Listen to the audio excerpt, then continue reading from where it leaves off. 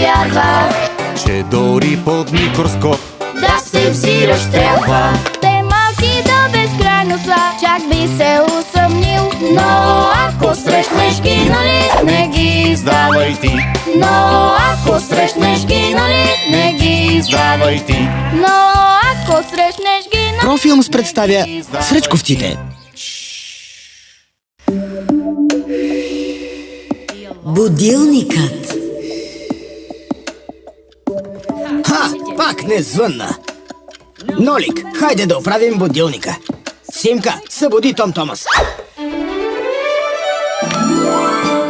Томас, ставай! Том Томас! Ще закъснееш за училище! Том Томас! Веднага ставай! Интересна машинка! А къде е батерията? Не, това е механичен будилник. Той не работи с батерии, работи с пружина. Как с пружина? Хората навиват пружината здраво. Тя бавно се развива и задвижва колелата, които пък движат стрелките на часовника. Апчи! Какво? Будилникът е счупен. Бързо върви да се измиеш. Том Томас, чак сега ли ставаш? Татко, будилникът е счупен, не звъни. Ето го проблемът. Колелото не се върти, защото перцето му пречи. Нолик, помогни ми.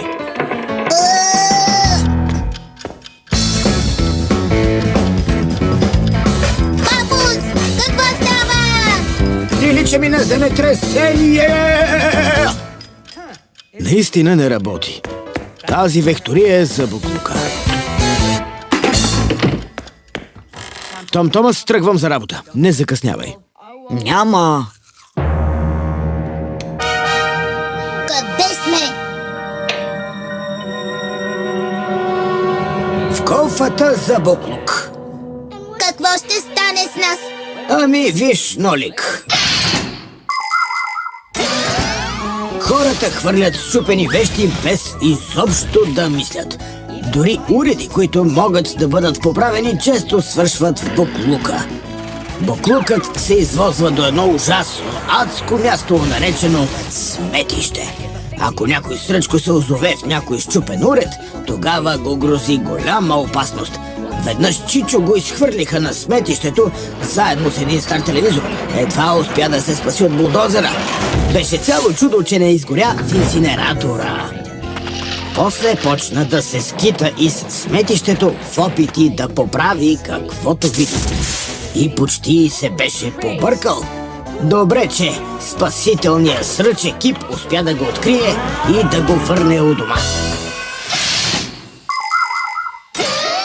Не искам да те плаша, но може да ни откарат на сметището. Папус, страх ме е. Къде е будилникът? Може татко да го е занесъл на поправка. Нолик и Папус са вътре. Още малко нагоре. Не на сметището. Не плачи, имаме едно спасение. Ако оправим часовника, той ще звънне. Но как? Във всеки часовник има основна пружина, както и втора пружина. Втората пружина е застопорена и просто чака. Когато малката стрелка стигне до настроения час за аларма, пружината се освобождава и зъбните колелца се завъртат. Малкото чукче в часовника започва много бързо да бие по камбанките. Ето така звъни един будилник. Сега перцето държи колелата и чукчето не може да удари камбанката. Точно така. Ще започна да бутам колелото, ти дърпай перцето. И едно, и две, и три. Та-дам!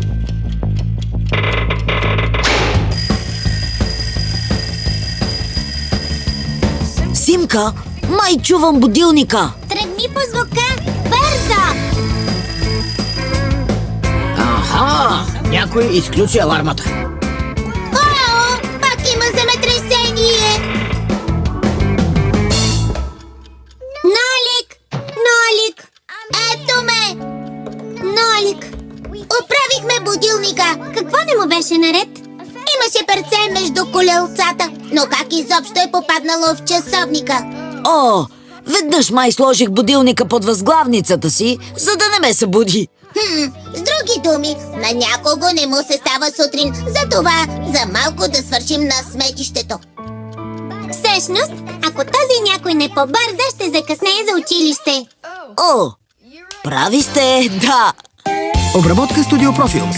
Режисьор на дублажа Десислава Знаменова. Тон режисьор Николай Марков. Ролите озвучиха артистите Диана Спасова, Мина Костова, Светослава Симеонова, Живко Джуранов. Преводач Герегана Бахчи.